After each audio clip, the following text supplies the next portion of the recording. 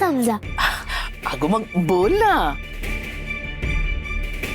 सासूबाई, उद्या आमचा साखरपुडा आहे, परवा लग्न. हे दिवस खूप महत्वाचे, माहेरच्या घरचे शेवटचे दिवस. अशा वेळी माझी सखी माझ्यासोबत असायलाच हवी ना. म्हणजे माझी तयारी करायला, हितगुज करायला ती माझ्या सोबतच हवी ना, माझ्या डोळ्यासमोरच असायला हवी.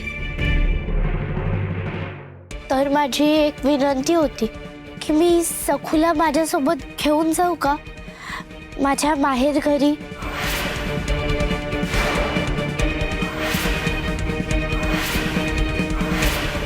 ती आपल्या नजरेसमोरच राहायला हवी. ती जर आपल्या नजरेसमोरून नाहीशी झाली ना तर ती कारस्थान करे, तर ती विघ्न आणे. तिला मुळीच मोकळं सोडायचं नाही. अगं अवश्य अवश्य घेऊन जा सखूला. तू तिला सोबतच ठेव, तिची मदतच होईल तुला. काय हा माणिकचा अगोचरपणा. हे सगळं काय चाललंय हे.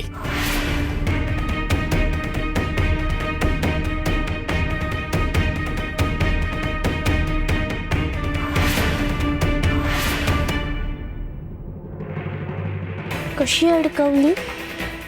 चलतेस ना. तुला काय वाटलं ग.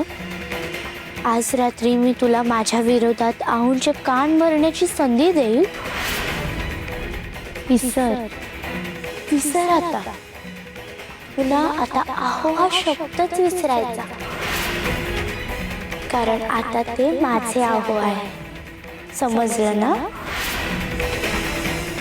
कशी गंमत केली. चल घे तुझं गाठोडं.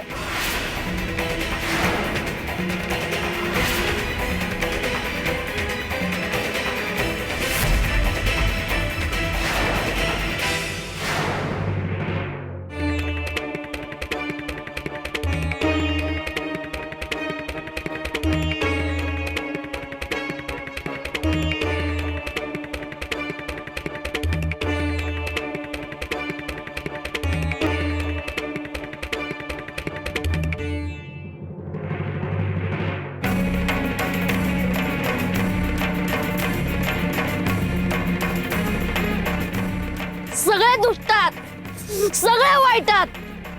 सकू वहिनीशी असं वागताना तुम्हाला शोभता का. धाकल्या मालकीनबाई, धाकल्या मालकीनबाई लई आनंदात आहेत. त्या कार्तिकीच्या वारीला गेल्यात. उमाई अप्पा यांच्या संग पंढरपूरला गेल्यात. अगं नाही ग गंगा मावशी, सकू वहिनी आनंदात नाही आहेत. खूप खूप त्रासात आहेत, खूप दुःखात आहेत. घरी जाऊन सखूईंचा छळ सुरू आहे. त्यांनी त्यांचा शब्द पाळला तरी त्यांना छळतायत. एक जात ना सगळे म्हणजे सगळे दुष्ट आहेत. अगदी दिगू दादा सुद्धा ना त्यांच्यासाठी काहीच करत नाहीये. उलट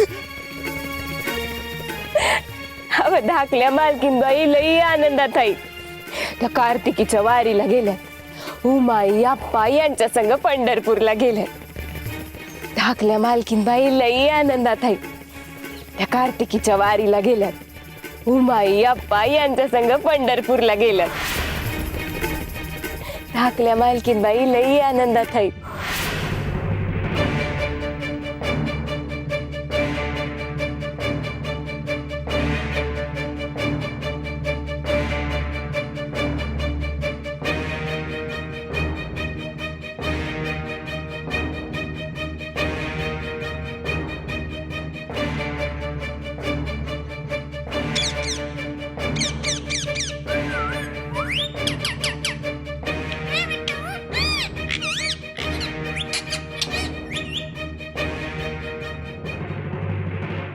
माणिक, अगं ही बॅग इथे कशाला घेऊन आलीयस. काही विचार कर ना. तिथे ठेवली असती तर आहूंची बोलण्याची तिला संधी मिळाली नसती का. काही बाई बोलून रडून भेकून लगेच आहूंना फितवलं असतं तर. नाही नाही, मला ना मुळीच धोका पत्करायचा नाही. तिने तोंड केविलवाणं केलं ना की आहू लगेच बेचैन होता. मी बघितलंय ना.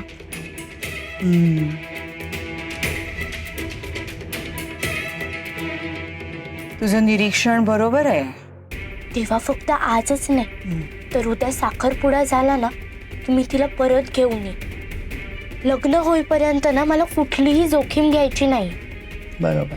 ती दिसते साधी पण महा बनेल. पंख मिटून कसं मुकाट्याने बसलायस रे. तुला पण माझ्यासारखंच पिंजऱ्यात अडकवून बंदी करून ठेवलंय ना रे. कोणाशी मनातलं बोलता येत नाही. हो ना, कळतंय मला. तुझं आणि माझं दुःख सारखंच आहे. त्या गरीब सकूची खरंच पिंजऱ्यात कोंडलेल्या पक्षासारखी अवस्था केली आहे तुम्ही. अरे हे काय काय माणसं आहात काय काय काय तुम्ही. काय ग मनोरमे, सखू सारखी गुणी आणि लाखात एक अशी बायको असताना तुम्ही दिगूचा साखरपुडा ठरवलात. लाज आहे की नाही. सर्वांची दरवेळेस येऊन काहीतरी शिकवलंच पाहिजे असं नाहीये. आणि रमाईला काहीच कळत नाही अशीच काय ते सर्वे. माझी रमाई कोणताही निर्णय विचार करूनच घेते. अगं गाढवाला गुळाची चव ती काय. हा अडाणी तू. अगं सखूचं महत्व तुला काय कळणार. हा अगं तुझ्याशी बोलण्यात माझा वेळ मी कशाला फुकट घालू. हा आणि काय रे दिगू, तुझ्यासारख्या समंजस मुलाकडून अशा वागण्याची अपेक्षा नव्हती. बाकी तर कुणाला कळतच नाही हे समजतच आहे, पण तुलाही कळत नाही. अरे रत्न सोडून तू कोळसा हातात घेतोयस. तो कोळसा आहे हे लक्षात ठेव. तो थंड झाला तर काळा रंग लागेल आणि गरम असला तर निखारा बनून हात भाजेल. का 2-2 लग्न होत नाहीत का कुणाची. काय वावगाय त्यात. रीतच आहे तशी. आणि आमच्या दिगूची 2च काय 3-3 लग्न होतील. कारण तेवढी ऐपत आहे आमची, माहिती आहे ना.